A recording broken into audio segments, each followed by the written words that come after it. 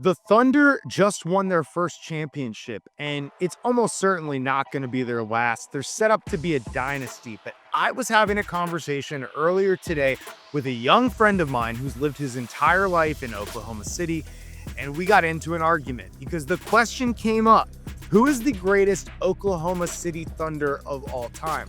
And I started with Kevin Durant. I'm 36 years old, and I remember when Kevin Durant was drafted to the Seattle Sonics. Literally, Kevin Durant started the franchise. There really is an Oklahoma City Thunder team or a legacy of winning without Kevin Durant leading that young Thunder team. But my buddy, who's a diehard Oklahoma City Thunder fan, just like a bunch of you guys, I'm sure, in the comments section, he was like, Durant can't be the greatest Thunder player of all time because he's a snake. And he tried to say Russel Westbrook is the greatest Thunder player of all time. But if you've been watching the NBA recently, there's a third player, Shai Gilgeous-Alexander, the current Finals MVP. How do you say that anyone other than SGA, who literally has a Finals MVP and brought the city its first ring, is the greatest player? Well, there's an argument for all three. With Durant, he was the greatest scorer that the Thunder have ever had. Incredibly efficient, able to score in the playoffs.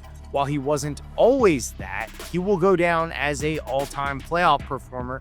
And if he didn't run into a Miami Heat super team, probably would have brought them a ring way back in 2012.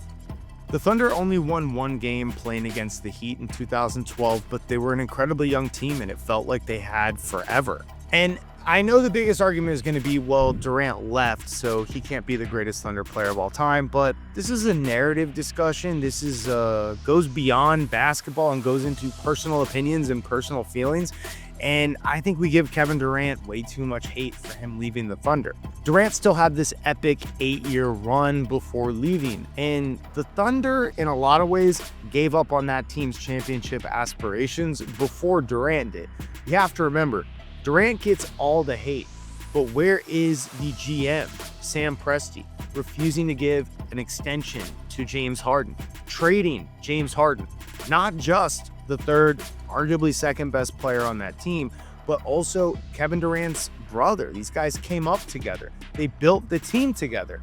Nothing told Kevin Durant, hey, this isn't loyalty, this is just a business, more than getting rid of James Harden.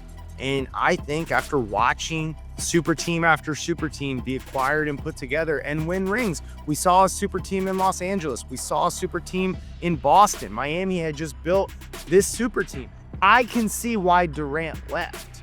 I'm not saying I agree with it, but to completely say he can't be in the conversation for greatest Thunder player of all time, well, I think if you're saying that, you're probably a Russell Westbrook guy. If you're making the Russell Westbrook argument, it always comes back to triple doubles. Westbrook gave his all for the Thunder. Look, before Westbrook got bounced around more than my ex-girlfriend, before Westbrook became Westbrick, before Westbrook was a joke on Reddit and Twitter, before Westbrook missed dunks left and right, he was this dynamic athlete, this explosive powder keg that the league hadn't seen before. I mean, some of the dunks that Russell Westbrook as a young player put down, the way he would dive after loose balls, the intensity, his screams, primal screams. Westbrook is the guy that you love to have on your team, probably until he hits Los Angeles. But on the Thunder, he was a competitive player and he put up ungodly stats, literally winning MVP and averaging a triple-double in a season.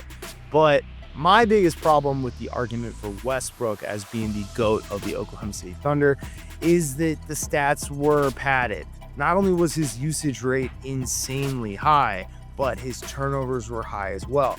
Probably the most damning piece of evidence against Westbrook, though, is people cite the triple-doubles, Mr. Triple-Double. Look at these triple-doubles.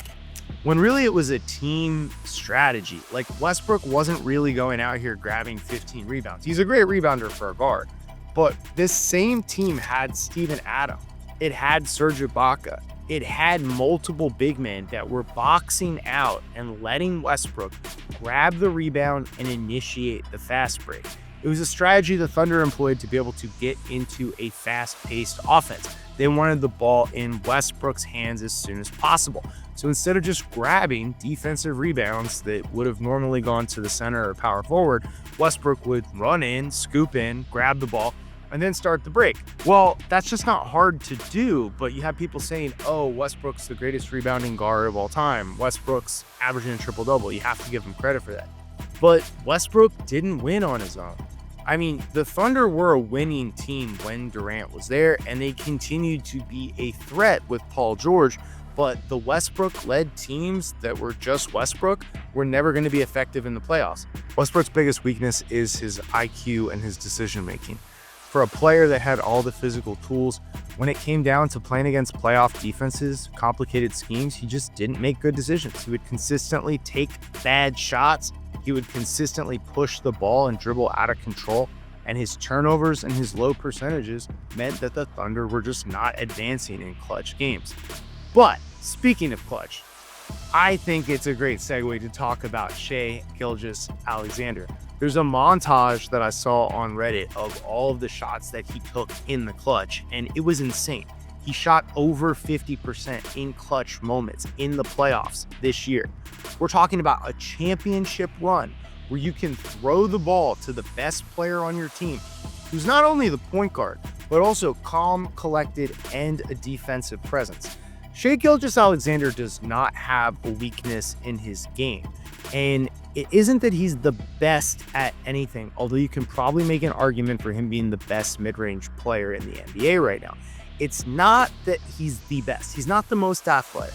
He's not the tallest. He's not Victor Wembanyama.